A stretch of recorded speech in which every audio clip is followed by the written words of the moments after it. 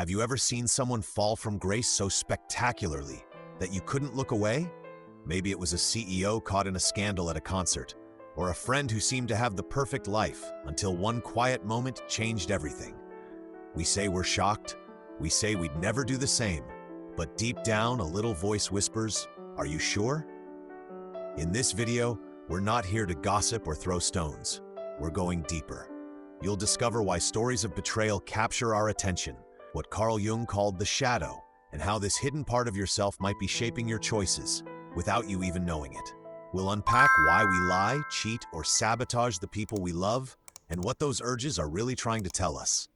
This isn't about judging others. It's about understanding ourselves. Because the truth is, we all carry parts we hide, desires we silence, needs we dismiss, and until we face them, they'll find a way to act out. Not to hurt us, but to finally be heard. So let's start not with blame, but with curiosity. Why are we so fascinated by public betrayals? And what if, just maybe, it's not about them at all? Let's take a closer look. It started like any other concert clip, blurry lights, swaying crowds, a familiar Coldplay song in the background. But then someone zoomed in, and suddenly there he was, a high-profile CEO, arm around a woman who wasn't his wife, lost in the moment, unaware the whole world was watching. Within hours, the video spread like wildfire, millions of views, a frenzy of reactions. Shock, outrage, judgment. But what's really happening when we get hooked on stories like this?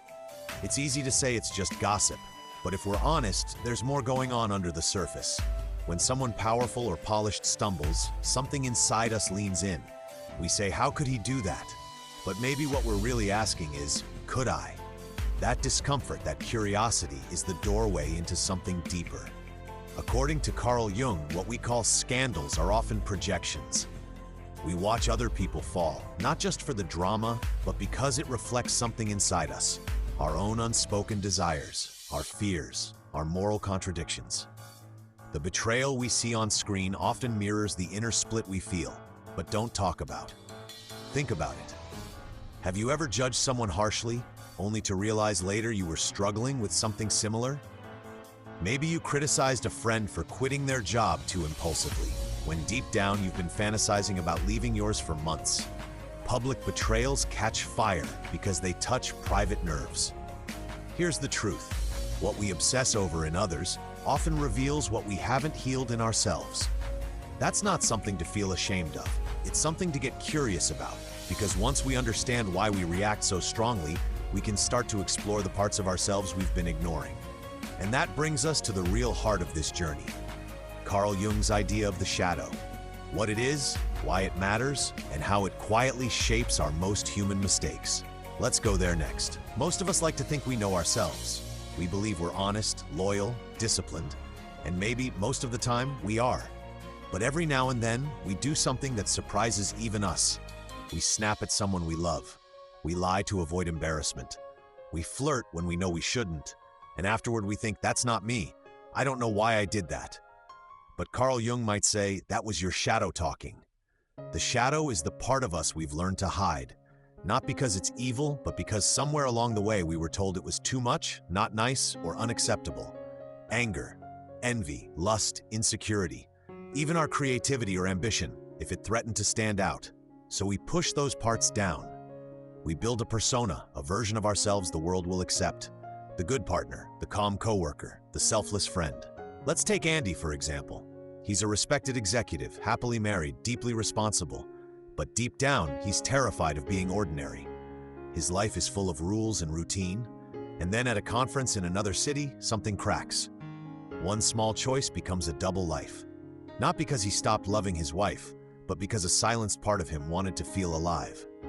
Sometimes it shows up in cheating, but it can also show up in workaholism, gossip, overeating, overgiving, or endless scrolling. It's not about the behavior, it's about the buried emotion behind it. Here's the lesson. Your shadow isn't trying to destroy you. It's trying to be seen. The more we reject it, the more power it has over us. But when we start to listen to the anger, the jealousy, the longing, we begin to understand what we truly need. And nowhere does that show up more than in our relationships. Because the shadow doesn't just live inside us. It lives in the people we choose, the roles we play, and the patterns we keep repeating. So next, let's explore how the shadow sneaks into our love lives, often without us even realizing it. Have you ever found yourself falling for the same type of person again and again, only to ask, how did I not see this coming? They were charming, intense, exciting, and then, slowly, it unraveled. The same red flags, the same arguments, the same feeling of being pulled in and pushed away. Carl Jung would say, you weren't just falling in love with them, you were falling for what they represented to your unconscious mind. You see, our shadow doesn't just hide in bad habits, it hides in our attractions. We don't only choose partners with our conscious minds. We're drawn to people who mirror our unmet needs, unhealed wounds, or disowned traits. Maybe you've always felt the need to be the strong one, so you end up with emotionally needy partners. Or you've suppressed your sensuality, and suddenly you're magnetized by someone who owns theirs completely. It feels magical, but often it's psychological magnetism at work. Take Julia, for example. She grew up in a household where emotions were shut down. She learned to be independent, controlled, unbothered. But in every relationship, she finds herself chasing emotionally unavailable partners. Why? Because they reflect the emotional coldness she still hasn't faced within herself.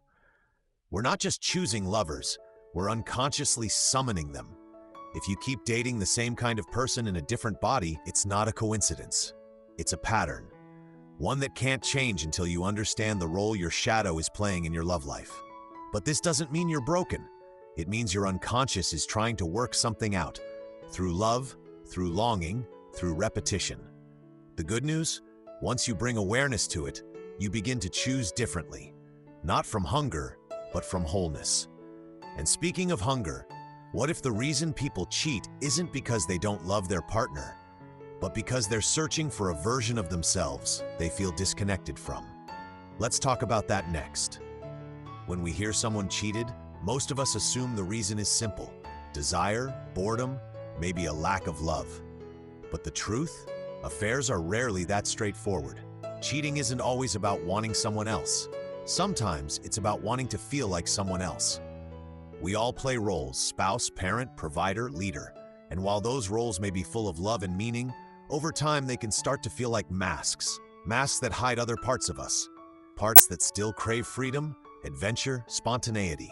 When those parts are ignored long enough, they don't disappear, they whisper. Let's take Marcus. He's been married for 14 years, a devoted husband and father. But lately he feels invisible. Not because his wife doesn't love him, but because he no longer recognizes himself. Then he meets someone who laughs at his jokes, looks at him like he matters. Suddenly he feels alive again, desired, free. The affair becomes less about the other person and more about the version of himself he gets to be in their presence. Jung called this a shadow eruption, when a hidden part of us breaks through the surface, not to harm, but to express what's been denied. This doesn't justify betrayal, but it helps us understand it.